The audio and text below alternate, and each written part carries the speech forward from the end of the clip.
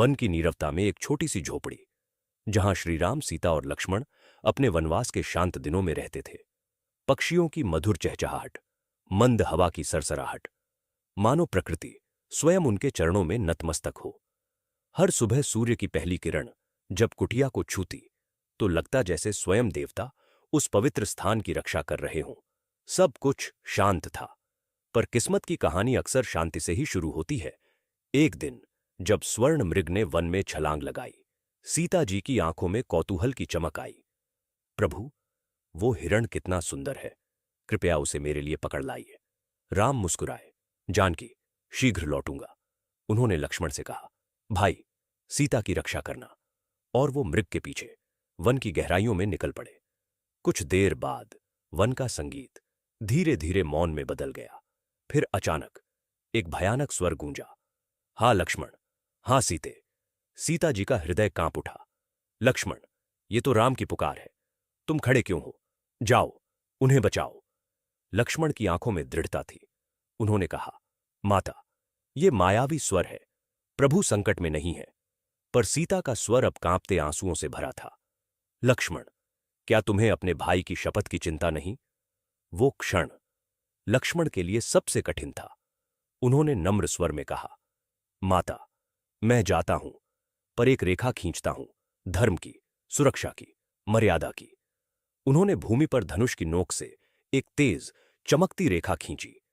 रेखा मानो अग्नि से बनी थी, उसकी लपटें आकाश को छू रही थीं।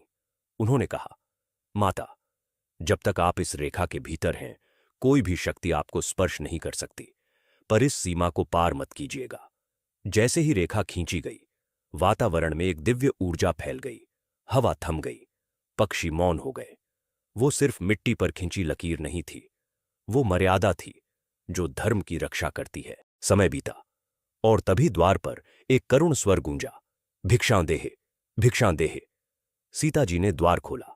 सामने एक वृद्ध सन्यासी खड़ा था, जटाजूट, करुण चेहरा, शांत आंखें। पर वो कोई साधु नहीं, स्वयं रावण था, अपने छलावे में लिपटा हुआ। वो बोला, देवी, भिक्षा दीजिए, एक क्षण भी विलंब मत कीजिए। सीता ने कहा, महात्मन, भीतर आइए। रावण ने हल्की मुस्कान के साथ कहा, देवी, सन्यासी पराया घर नहीं पार करता, भिक्षा तो आप बाहर आकर ही दें। सीता का मन द्वंद्व में था। एक ओर अतिथि धर्म, दूसरी ओर लक्ष्मण की चेतावनी। करुणा और मर्यादा आमने सामने थीं।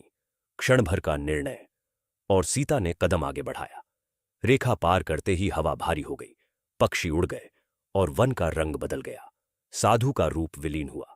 सामने खड़ा था लंका का स्वामी, रावण। उसकी आंखों में विजय की चमक थी। देवी, मर्यादा आपने स्वयं तोड़ी है, अब कोई आपको नहीं बचा सकता।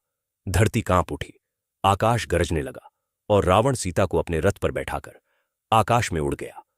वन मौन हो गया। वो रेखा जो कभी तेज अग्नि सी चमक रही थी, अब धुंधली मिट्टी में समा गई थी, पर उसका अर्थ सदियों के लिए अमर हो गया। लक्ष्मण रेखा सिर्फ मिट्टी पर खींची लकीर नहीं थी, वो मर्यादा की रेखा थी। वो सिखाती है, हर संबंध, हर धर्म, हर जीवन की अपनी सीमाएं होती है। जब तक हम उन सीमाओं का सम्मान करते हैं, हम सुरक्षित रहते हैं, और जब हम उन्हें लांघते हैं तो विनाश की शुरुआत हो जाती है। आज भी लक्ष्मण रेखा हर जीवन में मौजूद है, कभी वाणी की मर्यादा, कभी रिश्तों की, कभी इच्छाओं की। हर सीमा हमें बांधती नहीं, बल्कि हमें गिरने से बचाती है, क्योंकि मर्यादा ही जीवन का सबसे बड़ा संरक्षण है। तो याद रखिए, रेखाएं हमें रोकती नहीं, वो हमें संभालती है। अगर आपको ये कहानी पसंद आई हो तो चैनल को लाइक, शेयर और सब्सक्राइब जरूर करें, क्योंकि हर पौराणिक कथा सिर्फ अतीत की नहीं होती, वो आज भी हमें मर्यादा का अर्थ सिखाती है।